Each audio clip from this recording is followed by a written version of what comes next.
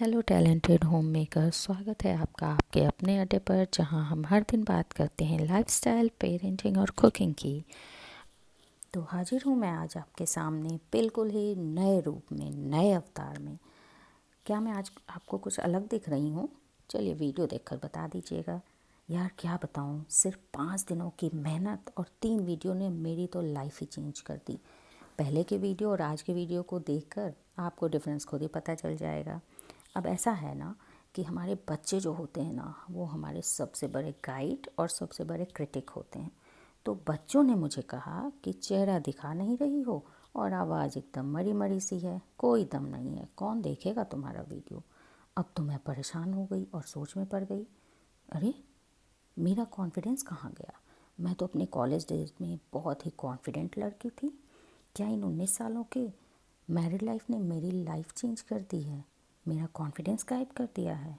बस फिर क्या था, मैंने कमर कस ली और आ गई आपके साथ बगैर किसी तैयारी के। अपनी लाइफ का एक्सपीरियंस आज मैं आपके साथ शेयर करना चाहती हूँ। एक्चुअली क्या है ना कि मैं बचपन से ही बहुत फ़न लविंग, फ़न फ्रेंडली और बहुत ही चुलबुली टाइप की लड़की थी। मैं हॉस्टल में रहती थी और खूब सारे फ्रेंड थे मेरे, और हम लोग खूब इन्जॉय करते थे। फिर जैसे ही पढ़ाई ख़त्म हुई, कॉलेज ख़त्म हुआ, शादी हो गई। वो भी एकदम ट्रेडिशनल तरीके से, जिसमें हम दोनों ने एक दूसरे को देखा तक नहीं था। आप विश्वास करेंगे? अब शुरू हुई असली कहानी। जैसा कि मैंने पहले ही बताया था कि मैं फुल टाइम प्रोफेशनल थी, और लेकिन हस्बैंड की जॉब ऐसी थी कि वो भी बहुत बिज़ी रहते थे। तो ऐसे में मुझे लगा कि मुझे ही घर संभालना चाहिए। स्टार्टिंग में तो क्या बताऊँ, इतनी बोरियत होती थी, इतनी बोरियत होती थी हस्बैंड के ऑफिस जाने के बाद। घर तो एकदम मुझे काटने को दौड़ता था। पता नहीं कितनी चीज़ों में मैं ख़ुद को इंगेज रखने की कोशिश करती थी। कभी कुकिंग सीख कर, तो कभी पेंटिंग सीख कर, तो कभी पता नहीं क्या क्या। अब अरेंज मैरिज के साइड इफ़ेक्ट शुरू हो गए थे।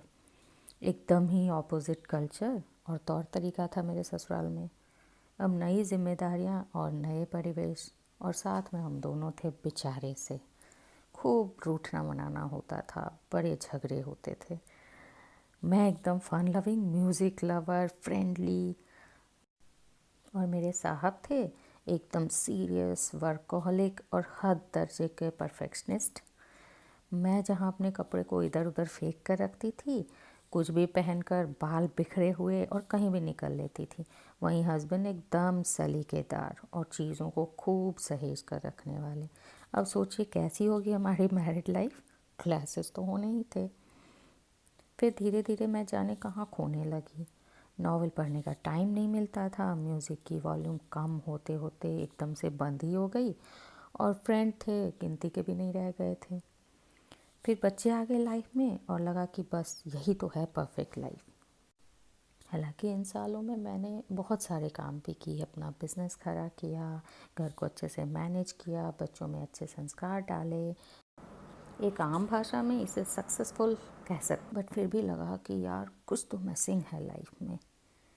आज मेरे बच्चे बड़े हो गए हैं और बिज़ी रहते हैं अपने करियर को बनाने में। हस्बैंड भी एज यूजुअल बिज़ी रहते हैं और इन सब की ज़िम्मेदारी मेरी है।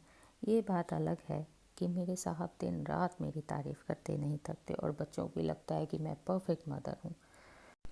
अब चल तो रहा था सब कुछ अच्छा, बट इस लॉकडाउन ने सब गड़बड़ कर दिया। वैसे तो मेरी जिम्मेदारियाँ 4 गुनी बढ़ गई थी, पर फिर भी मुझे आत्मचिंतन का समय मिल गया। मैंने सोचा कि यार कुछ तो करना चाहिए, देखिए क्या कर सकते हैं। बहुत सारे ऑप्शन मिले मुझे। मैं सच बताऊं, इतने सारे ऑप्शन मुझे दिख रहे थे, बट उसके साथ साथ यूट्यूबर बनने का भी ऑप्शन दिखा। फिर लगा ऐसा भी क्या, लोग क्या कहेंगे, घर के लोग क्या सोचेंगे, फ्रेंड्स हंसेंगे, बच्चे क्या बोलेंगे, हस्बैंड तो बस पूछिए ही मत। सच कहूँ तो खोया हुआ कॉन्फिडेंस जाग सा गया। लगने लगा यार जब मैं सब कुछ संभाल सकती हूँ, सब कुछ मैनेज कर सकती हूँ, तो ये क्यों नहीं। ट्राई करने में हर्ज ही क्या है, और किसी को बताने की ज़रूरत ही क्या है। अब कैमरा फ्रेंडली तो मैं थी नहीं, और मुझे चेहरा भी नहीं दिखाना था। आवाज़ मेरी ऐसी ही थी, बस कभी अच्छी रही नहीं। तो मैंने सोचा अब कैसे मैनेज होगा। बट फिर भी दिल में कहीं लगा कि यार कितना कुछ तो है जो मैं शेयर कर सकती हूँ। घर को सजाना, बच्चों को की अच्छी पेरेंटिंग करना, पूजा पाठ के तरीके सिखाना, बच्चों में अच्छे संस्कार डालना, अच्छी कुकिंग करना, हेल्थ एंड न्यूट्रिशन की बातें बताना, कितना कुछ तो है बताने को, तो क्यों नहीं। फिर क्या था, मैं आ गई आपके सामने। मैंने कमर कस ली और शुरू हो गई एक फ़ोन के साथ। अब फ़ोन तो सबके पास होता है। शुरू के 2-3 वीडियो तक तो पता ही नहीं चला बच्चों को कि ये हो क्या रहा है। बट एक दिन किचन में फ़ोन से वीडियो बनाते हुए बच्चों ने देख लिया। फिर क्या, उनको तो मैंने कह दिया कि फ्रेंड ने रेसिपी मांगी है वही शेयर कर रही हूँ। लेकिन बच्चों को मूर्ख बनाना आसान थोड़ी ना होता है, पकड़ में तो मैं आ ही गई। फिर तो उनका रिएक्शन पूछो ही मत, एकदम शानदार था। मैंने तो इमेजिन ही नहीं किया था कि इतना बढ़िया रिएक्शन देंगे वो। बहुत खुश थे वो और उन्होंने खूब मोटिवेट किया। तो देखा दोस्तों, किसी भी शुरुआत की कोई समय नहीं होता है, ना कोई जगह होती है, ना कोई उम्र होती है।